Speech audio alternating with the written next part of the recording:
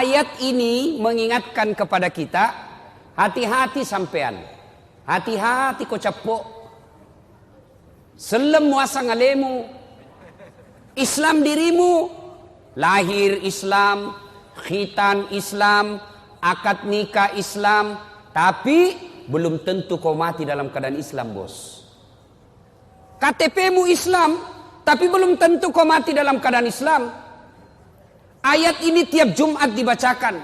Tidak sah khutbah Jumat kalau tidak dibaca ayat ini. Jangan kamu mati illa kecuali wa antum muslimun, dalam keadaan beragama Islam. Berarti ada orang Islam matinya kafir. Siapa mereka? Insya Allah kita tidak akan mati dalam keadaan lagi sabung ayam, judi, sabung ayam. Tiba-tiba digrebek sama Kapolsek, dikejar sama polisi, lari tembak peringatan, pak, masih lari tembak lagi, pak, masih lari tembak lagi, pak, 3 kali tembak peringatan, masih lari, ditembak kakinya, tung, kakinya ditembak, kepalanya dikena. Polisi India. Insya Allah kita tidak akan mati dalam keadaan berjudi. Tapi yang bisa membuat kita mati dalam keadaan kafir apa? Mulut. Habis mabuk, lempox, campur lem tikus, beleng-beleng.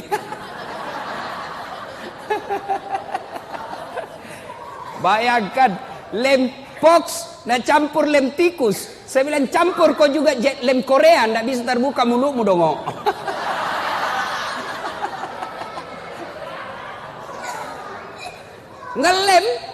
Ngelem. Mabuk. Oh, pas mabuk, Pak, dia ambil motornya. Bayangkan, Pak, orang mabuk setengah naik motor, tiang listrik dikira aspal. Pak, mati kafir kau cilaka. Coba, pas tabrakan dia tabrak listrik, Pak, dia bangun. Siapa kasih pindah tiang listrik di sini? Bisa pintu tiang listrik dikasih pindah. Insya Allah kita tidak akan mati dalam keadaan berzina. Ada duda di sini? Ada duda di sini? Ada. Dilarang menikah sama anaknya. Akhirnya dia pergi berzina. Umur 60 tahun. Makan obat kuat. Dia makan 2 biji. Pergi cewek usia 25 tahun. Overdosis. Serangan jantung. Puh! Mati di atas perut. Inna lillahi wa inna ilaihi. Ini matinya mati dalam keadaan kafir. Insya Allah kita tidak akan mati seperti itu. Tapi yang bisa membuat kita mati, makan barang haram. Contoh, jangan marah, contoh. Ada anak sekolah SMP, buru-buru pergi sekolah, diambil motornya, balap. Wah, ternyata tidak pakai helm. Dia langgar rambu lalu lintas, dikejar sama polisi. Sehingga cabut, langsung ditarik kunci mobil motornya. Kamu melanggar. Kenapa kau lihat rambu ini? Kau tidak lihat? Saya lihat. Kenapa kau langgar? Saya tidak lihat bapak.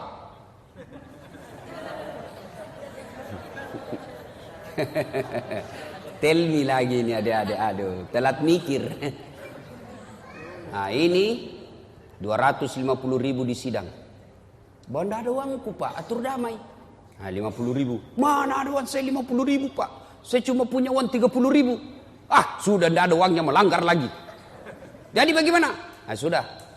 Mari 20.000, kau ambillah 10.000 beli bensin.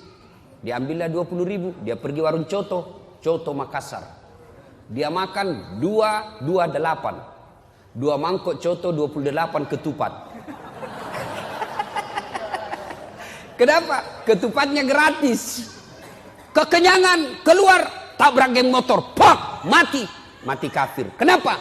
Ada barang sogok dalam perutnya. Auzubillah min dzalik. Nah, itulah sebabnya tiap Jumat kita diikatkan wala tamutunna illa Sadaqallahul Azim. Maha benar Allah dengan segala firman-Nya. Ibu bapak, saudara-saudara sekalian, teristimewa yang kita muliakan, guru kita, ustadz kita, guru Hafiz, saya belum sempat kenalan namanya, Al-Mukarram Sayyid Muhammad, yang sama-sama kita muliakan dan mudah-mudahan dirahmati oleh Allah Subhanahu wa taala. Jangan bandingkan muka saya dengan Sayyid ya, pasti saya tenggelam. Jangan bandingkan hidungnya dengan hidung saya, kalah saya ya. Ibu bapak, saudara-saudara sekalian, dalam Al-Quran ada 3 perintah Allah yang sifatnya serangkai. Ada yang tahu?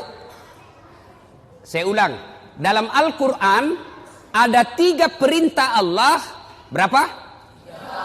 Serangkai. Artinya tidak diterima perintah yang satu apabila rangkaiannya tidak dilaksanakan. Dia harus dilakukan bersamaan. Ada yang tahu, adik-adik? Saya kasih hadiah. Ada yang tahu? Perintah yang pertama, dengar baik-baik. Perintah serangkai yang pertama, atiullaha wa atiur rasul. Taatlah engkau kepada Allah dan taat kepada Rasulnya. Artinya taat kepada Allah, solatnya baik, zakatnya baik, tapi mengkhianati Nabi, tidak mengakui Muhammad sebagai Nabi, maka taatnya kepada Allah ditolak. Sebaliknya, taat kepada Rasul, Senin Kamis lancar, tahajud tiap malam, tapi tidak bagus akidahnya kepada Allah, taatnya kepada Rasul ditolak. Yang kedua, perintah serangkai yang kedua, ada yang tahu? Ada yang tahu? Ayo saya kasih hadiah kalau ada yang tahu. Yang kedua, aqimis shalah wa atus zakat. Dirikan solat, tetongangi sempajange, pasui sekemu. Tahu artinya itu? Ini bahasa Paris, Pare-Pare dan sekitarnya. Perintah serangkai yang kedua, dirikan solat, tunaikan zakat. Artinya orang yang mendirikan solat tapi tidak membayar zakat padahal sudah mampu, maka solatnya akan ditolak. Sebaliknya, orang yang bayar zakat, zakat harta dia tunaikan, zakat fitrah dia bayar, tapi tidak solat, zakatnya akan sia-sia. Perintah serangkai yang ketiga, ada yang tahu? Ada yang tahu? Ada? Yang ketiga, anis kurli wali-wali mereka. Bersyukurlah engkau kepada Allah, tapi jangan lupa bersyukur kepada kedua orang tuamu. Jadi perintah serangkai ada berapa, Dek? 3. Ada yang tahu? Ulang? Ada yang bisa ulang? Ada yang tahu? Coba angkat tangan yang bisa. Ayo. Ah, ini. Ayo ke sini. Sini. Ayo. Ya. Coba.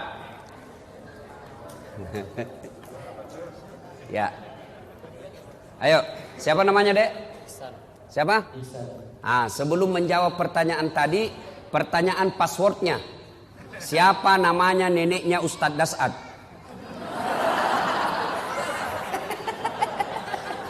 Ayo, siapa? Lain kali kau jawab saja, sembarang saja kau sebut, belum tentu ini semua tahu. Oke. Jawaban yang tadi apa itu? 1. Artinya taat kepada Allah dan taat kepada Rasul. Yang kedua, aqimis shalah wa atuz zakat. Artinya menunaikan salat dan menunaikan zakat. Ketiga, anis kurli wal walidaik. Artinya bersyukur kepada Allah dan juga bersyukur kepada kedua orang tua. Sudah betul? Betul? Dapat hadiah. Dek, beda itu rasanya uang Kapolres dengan uang Ustadz. Beda rasanya ya. Insyaallah. Nah, berkaitan dengan 3 perintah ini, Ayo. Berkaitan dengan 3 perintah ini, maka saya akan membahas yang ketiga. Anis kurli wali. Bersyukur kepada Allah dan bersyukur pula kepada kedua orang tuamu. Artinya, ada anak remaja, hitam jidatnya gara-gara sholat, hafal Quran, Senin Kamis dia puasa, tiap malam dia tahajud, malam Jumat dia itikaf di masjid, kemudian membersihkan masjid, ikut ngajar ngaji di masjid, tapi durhaka kepada kedua orang tuanya. Bapaknya dia hianati, ibunya dia keluarkan air matanya. Kata Nabi, demi Allah, jangankan masuk sorga, baunya sorga diharamkan bagimu. Nah, adik-adik sekalian, saya ingin menyampaikan beberapa kisah anak durhaka. 1, zamannya Isa alaihi salam. Ada yang tahu Nabi Isa nabi keberapa? Angkat tangan, siapa yang tahu? Hadiah. Siapa yang tahu? Nabi ke-20 tuh? Hah? Nah, enggak dapat hadiah kalau berjamaah. 24. Zamannya Isa alaihissalam, ada pemuda pak, bagus agamanya, kira-kira sekarang ketua remaja masjid kalau sekarang.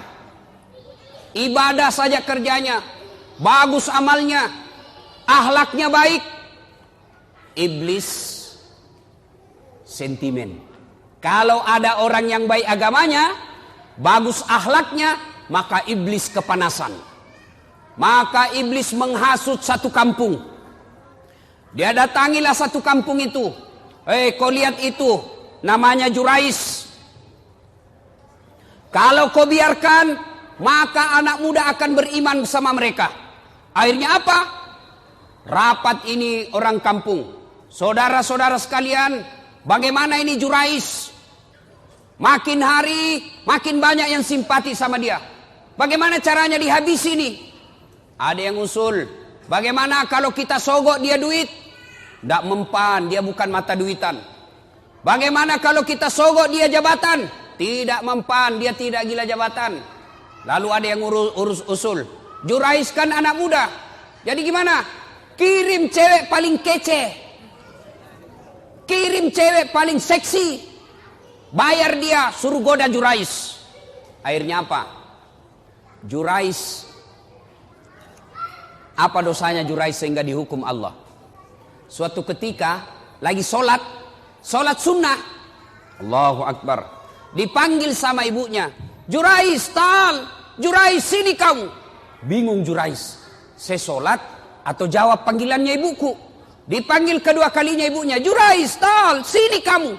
Jurais tidak menjawab, bingung, saya lanjutkan atau saya sholat?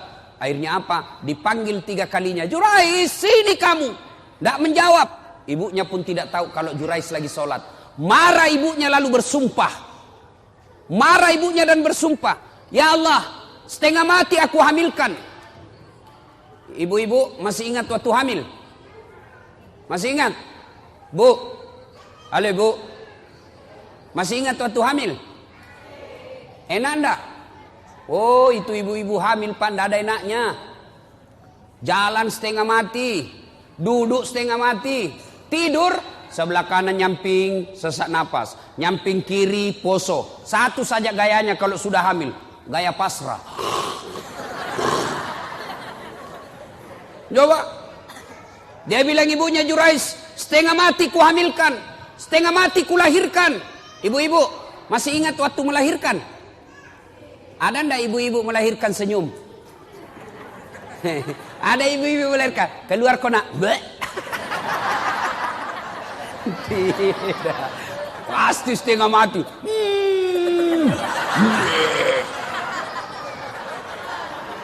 Iya toh, paling kalau bapak-bapak menderitanya, kapan bapak-bapak menderita?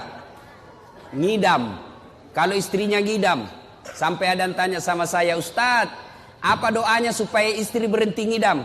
Saya bilang, apa ngidamnya istrinya pak? Dia bilang, nanti dia bisa tidur kalau dia lihat saya duduk di atas lemari. Wah, jadi Kalau istrinya mau tidur jam 10, setengah 10 sudah naik suaminya di atas lemari. Saya bilang, berhenti kau nak kasih bodoh-bodoh kau itu.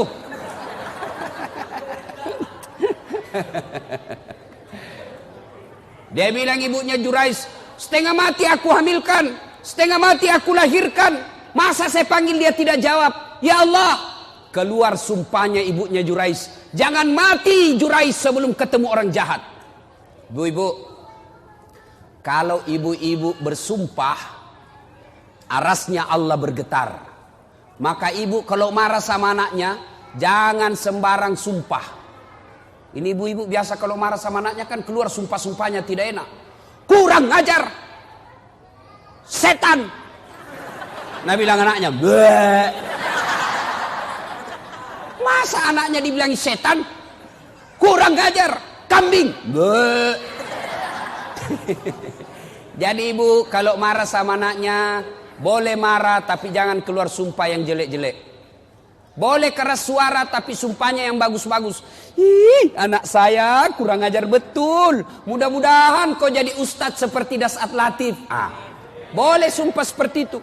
Mudah-mudahan kau jadi dokter yang soleh. Sumpah seperti itu. Jangan sumpah yang tidak enak. Kurang ajar. Mudah-mudahan nak tabrak kau beca.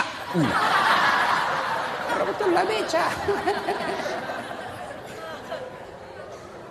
Saudara yang saya hormati, pendengar di Facebook saya berada di Masjid At-Taubah Kota Batam. Ini ada santri di sini penghafal Quran, kurang lebih 150 orang. Mudah-mudahan santri-santri ini menjadi pemimpin bangsa Indonesia. Supaya bangsa Indonesia bersih dari koruptor, bersih dari pembohong. Masih mau kok? Nah, akhirnya ibunya Jurais bersumpah, ya Allah jangan mati Jurais ketemu orang jahat. Arasnya Allah bergetar, dikabulkan. Akhirnya apa? Jurais difitnah, dikirimi cewek. Jurais dalam masjid, ini cewek datang, dia goda Jurais. Jurais, ayo kita main. Kata Jurais, haram. Gratis, haram. Gratis, haram. Tidak seperti anak Indonesia, haram, gratis. Ayo Pak Dek.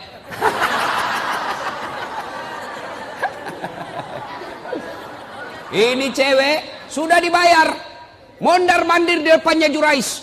Dia pegang pipinya Jurais, dia pegang dadanya Jurais, dia buka bajunya. Jurais mantap, astagfirullah. Dia tutup matanya, astagfirullah, astagfirullah, astagfirullah.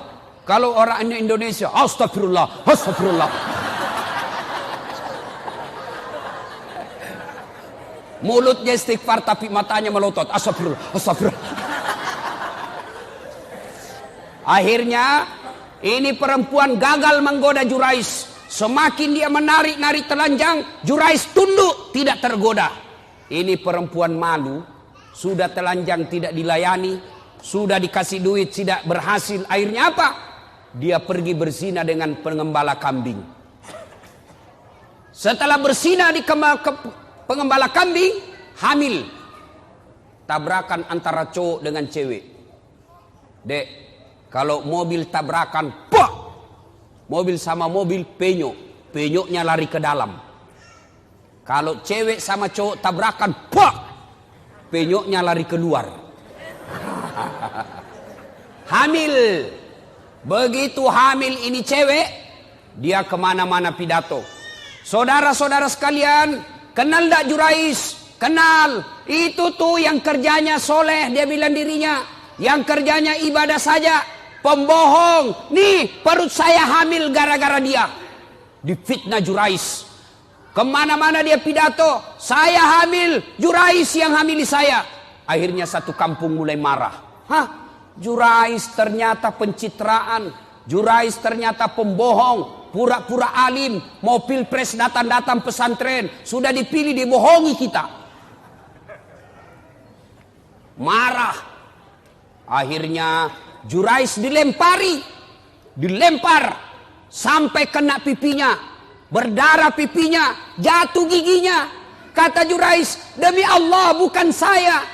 Bohong. Dilempar lagi. Bukan saya. Demi Allah bukan saya. Akhirnya begini. Kata Jurais begini. Bos, biar saya bilang tidak, kau juga tidak percaya. Kau tuduh saya tidak mau terima. Jadi bagaimana? Kita tunggu sampai lahir ini anak, kita tanya siapa bapaknya.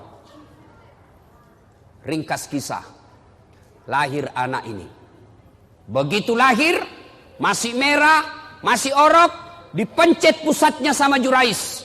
Ya fulan, anak, ngomong kau, siapa bapakmu? Demi Allah, siapa bapakmu?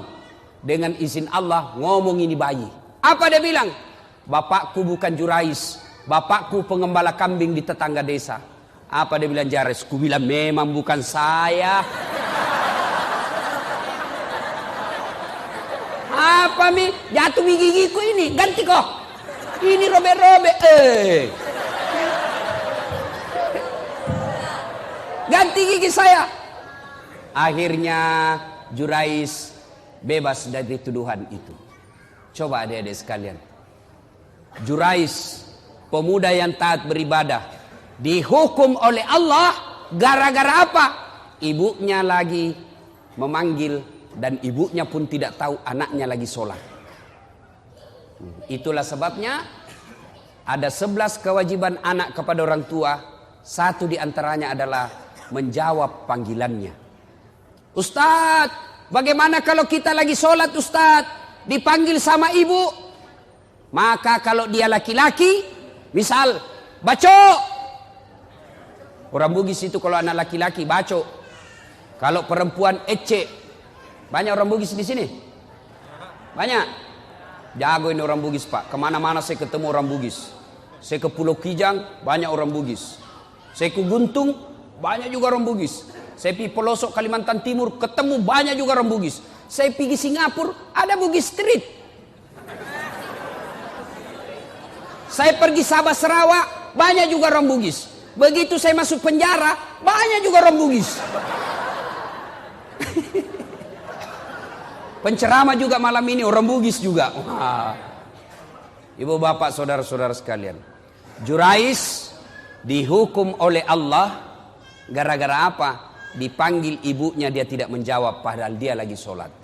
Nah, bertanyalah orang, Ustadz, kalau lagi sholat dipanggil ibu, bagaimana caranya menjawabnya?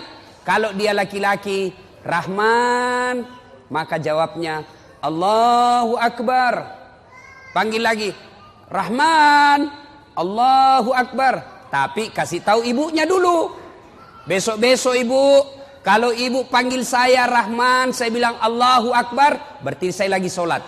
Karena kalau ibunya tidak tahu masalah agama, Rahman, Allahu Akbar, kurang ajar. Dipanggil dia takbir. Oh Rahman, Allahu Akbar, kurang ajar betul ini anak. Tapi Jangko juga pura-pura bos. Dia tidur, Rahman, Allahu Akbar. Padahal dia tidur, wah dongok-dongok.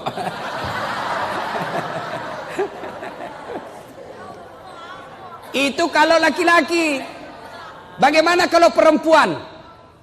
Kalau perempuan, karena suaranya adalah aurat, maka perempuan tidak boleh mengatakan Allahu Akbar. Ini ada cewek, ada santri di sini, santriwati. Ada. Kenapa perempuan suaranya aurat? Karena kadangkala suara perempuan memang mendayu-dayu, membuat laki-laki bernafsu. Halo? Iya bang. Itu kan langsung bernafsu orang. Mana ya bang? Maka supaya kalian tidak bernafsu laki-laki, tegaslah engkau menjawab telepon. Halo? Ya, kenapa? Mundur itu laki-laki.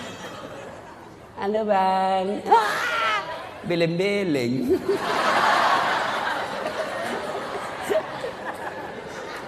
Bagaimana kalau perempuan dipanggil ibunya atau bapaknya? Fatimah. Maka jawabannya adalah bertepuk 3 kali. Nah, bertepuknya begini. Fatimah.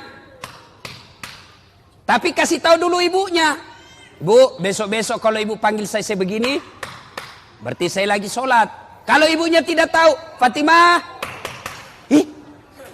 Atau jangan salah tepuknya, dia tepuk. Itu tepuk pramuka itu bos. Nah itu. Nah, kisah kedua anak durhaka.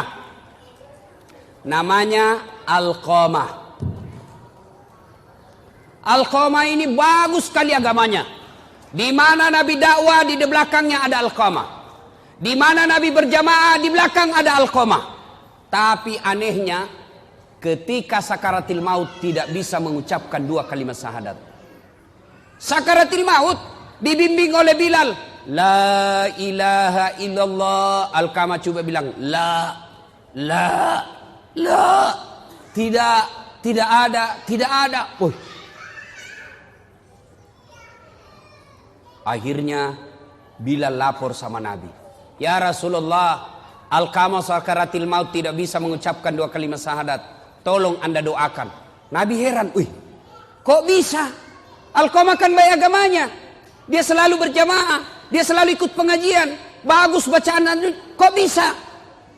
Didoakan oleh Nabi. Tetap tidak bisa. Akhirnya Nabi punya kesimpulan. Pasti ada dosanya besar ini anak. Kau cari bapaknya. Bapaknya ternyata sudah meninggal. Cari ibunya. Ketemu. Bilal berkata, Bu, mohon maaf. Anak ibu si Alqamah sakaratil maut tidak bisa syahadat. Mungkin ada dosanya sama ibu. Apa kata ibunya? Dia dapat sudah itu. Kurang ngajar itu anak. Setengah mati aku lahirkan. Setengah mati aku hamilkan. Setengah mati aku susui. Setengah mati aku besarkan. Setelah ada istrinya, lebih sayang istrinya daripada saya. Maksudnya apa ibu? Pernah suatu ketika saya datang ke rumahnya. Karena lama saya tidak pernah ketemu. Dia lama tidak datang ke rumah saya. Aku rindu kepada anakku. Maka aku yang datang ke rumahnya. Ketika saya mau datang ke rumahnya. Sebelum saya buka pintu pagarnya. Belum saya masuk pintu rumahnya. Saya dengar dia berkata kepada istrinya. Bu, datang ibu. Sembunyi cepat itu kacang. Didengar sama ibunya. Nangis ibunya. Tidak jadi masuk kembali ke rumah. Disampaikanlah kejadian ini kepada Nabi. Nabi lalu bersabda, waduh, malopo dosa Alqamah. Dek nana salama ya tuan nanai, macilakai. Katanya, besar dosanya nih Alqamah. Tidak selamat dia. Panggil ibunya. Atau saya yang datang sama dia. Panggil ibunya datang. Nabi bersabda, Bu, lihat anaknya. Dia tidak bisa syahadat. Tidak selamat kalau tidak dimaafkan sama ibu. Dia bilang ibunya biar saja. Dia rasa supaya kurang ngajar itu anak. Kata Nabi, Bu, kalau begitu lebih baik saya bakar api dunia daripada apinya neraka yang bakar. Karena kalau api dunia masih ringan dibanding api neraka. Adik-adik, api itu ada 3-4 tingkatan. Bapak-bapak, ada yang tahu berapa tingkatan api? Berapa dek? 4. Api tingkatan pertama warnanya merah. Itu warnanya perokok. Ada perokok di sini? Ada? Berhentilah merokok, Pak. Bapak kalau merokok itu sama membunuh orang Palestina. Itu biasa orang perokok kan seperti kayak beleng-beleng. Ini aja kerjanya. Itu aja dikerja. Sekali-kali usap. Isap kunyah. Jangan dibuang bos. Kok kasih rugi kita. Baru-baru meninggal istrinya Indro Warkop DKI apa itu? Yang tukang lucu-lucu itu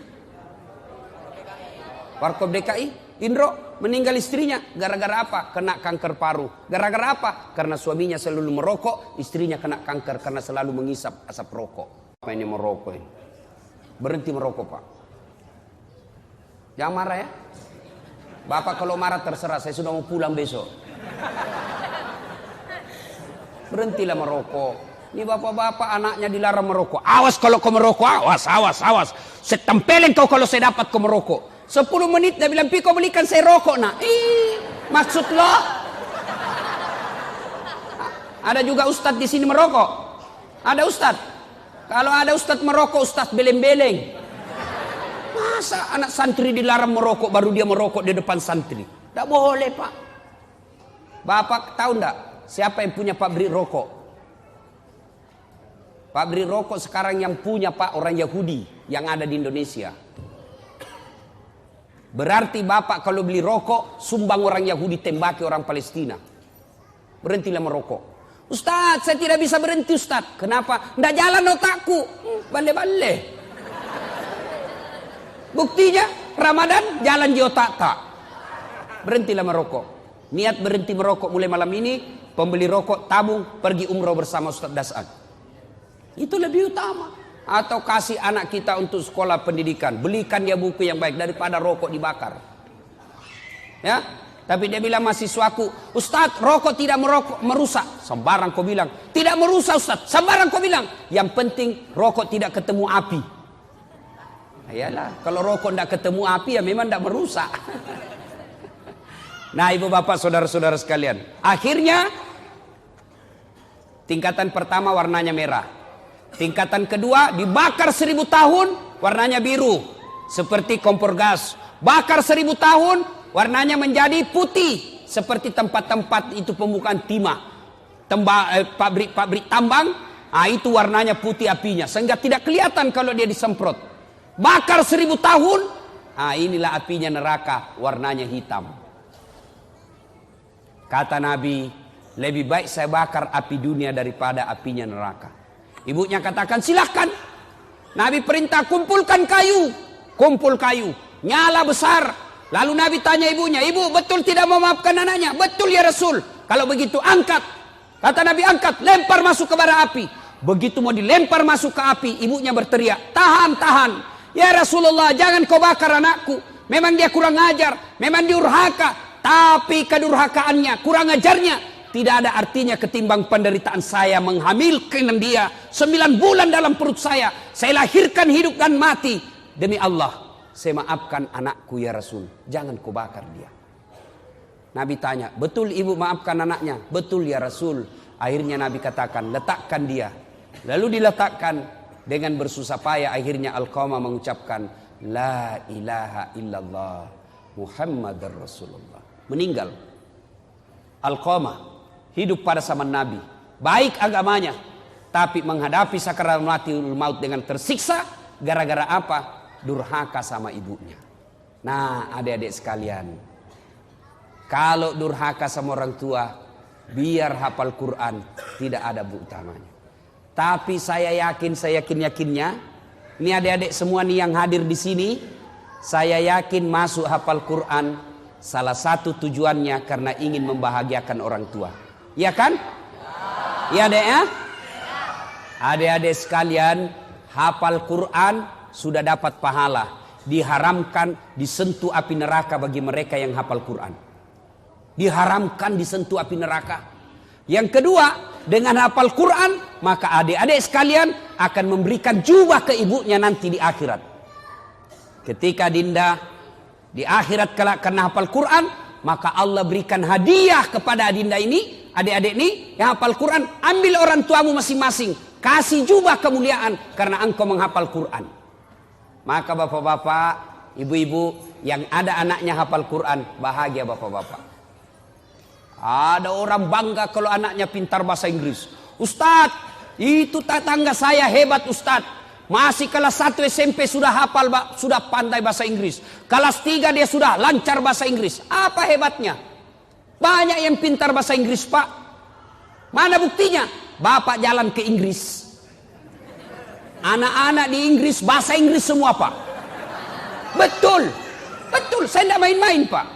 Itu anak-anak di sana baru belajar bicara sampai pikun bahasa Inggris semua pak. Tidak tahu dia bahasa Bugis.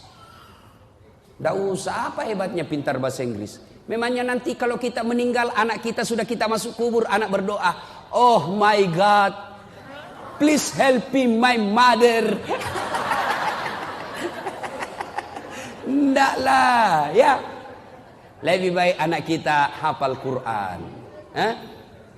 Sekarang itu anak durhaka zaman dulu. Sekarang bagaimana model anak durhaka? Jam berapa Isya Ustaz? Berapa menit lagi? 2 menit lagi. Oh sudah habis berarti. Anak durhaka abad modern. Kira-kira tahun lalu di Sulawesi Selatan. Ada anak usia 22 tahun. Lepas dari di apa itu opname, karena dia penyakit diabetes. Masuk di opname, keluar opname, besoknya langsung mau pergi naik motor.